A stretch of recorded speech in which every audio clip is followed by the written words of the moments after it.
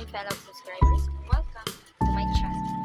So ngayon guys, nandito ako para magbigay ng tipid tips. Siyempre, para sa mga moms dyan out there na nagtitipid, pero gusto pa rin kuminis at gusto pa rin mawala yung anumang peklat sa ating mga vlog. Meron akong alternative ways para mawala ito sa simpleng paraan at kung saan tayo makakapunta. Ang number one na ibibigay ko sa inyo advice is yung maglinis tayo everyday sa ating mga bahay, saan man yan, sa banyo man yan, sa higaan natin, especially kapag natutulog tayo, kailangan malinis yung place natin na tinutulugan natin. Pagpagin natin lagi yung mga unan, sapin natin, yung kumot, yan, lagi natin yan lilinisin. At yung buong bahay natin, kailangan lagi yan maayos, naka-organize, lagi tayo mag-disinfect ng mga gamit natin, yung paligid natin, kailangan lagi tayo nagwawalis, naglalampasan, syempre. At yung pangalawang maipapayo ko sa inyo guys is bumili kayo ng Kojic soap o yung Kojic Sun soap. Ito siya. Magbibili nyo siya sa Mercury Drug or sa kahit anong botika malapit sa inyong bahay. Makikita nyo siya. Siyempre, dapat din kayo sa alam nyo na safe at saka hindi talaga fake.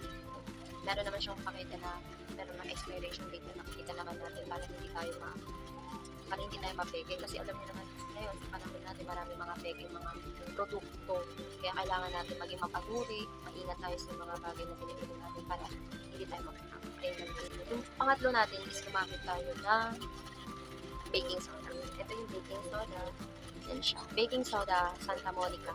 Nabibili natin siya sa mga Mercury Drug. Meron din siguro ito sa mga 7-Eleven convenience store.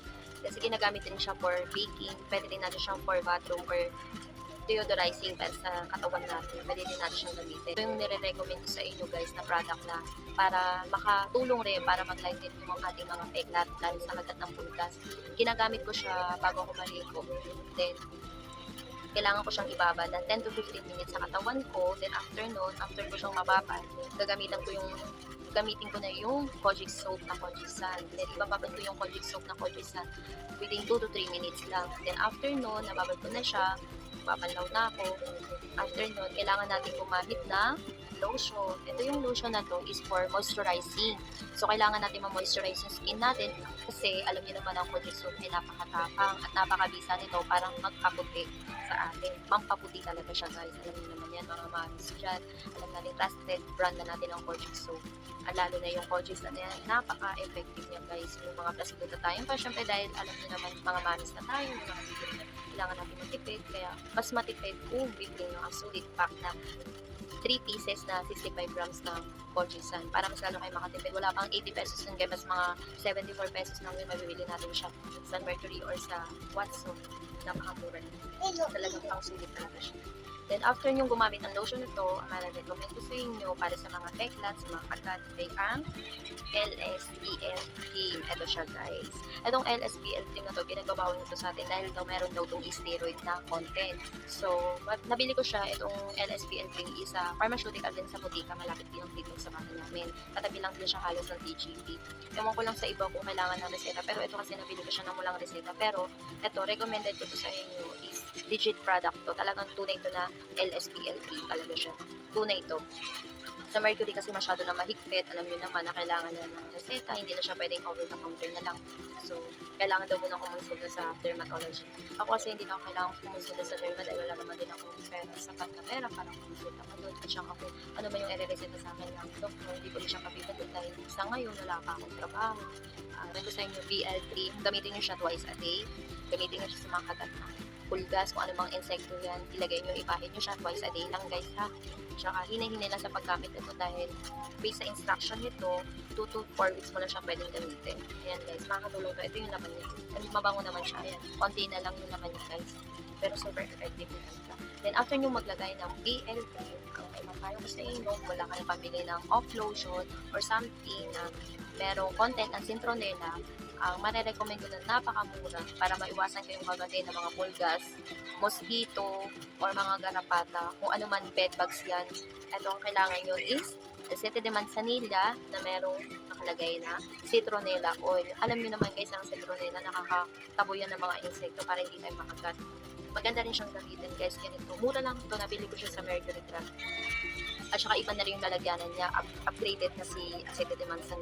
Then ginagawa ko, sinasali ko lang siya sa spray bottle. Etong spray bottle na to, kaya kahit saan dala-dala ko siya kasi napaka-effective niya para sa skin ko. At saka nakakapagpadagdag din siya ng moisturize sa skin ko dahil oil nga siya. Then mabango siya talagang every time na i-spray ko siya sa damit ko or sa hinihigan ko or sa balat ko, talagang hindi kagad ako basta-basta nakakagat ng mga pulgas or kahit na anong mga insekto yan. Kaya ngayon yung skin ko, nakaka-recover na, nawawala na yung mga peklat niya, nag-lighten up na talaga siya sobra. Ayun, masasabi ko lang na etong mga product na nagamit ko is talaga nakatulong para sa akin. I hope na makatulong din sa inyo. Nasasuggest ko sa inyo, mahirap man sa umpisa, pero as long na ginagawa mo siya, consistent mo siyang ginagawa daily, alam kong magkakaroon din yan ng improvement. At saka huwag kayong mag-stress dahil mawala rin lahat ng mga peklat na yan, guys. Kailangan lang natin ng konting tsaga. Katulad ko, na-stress talaga ako sobra.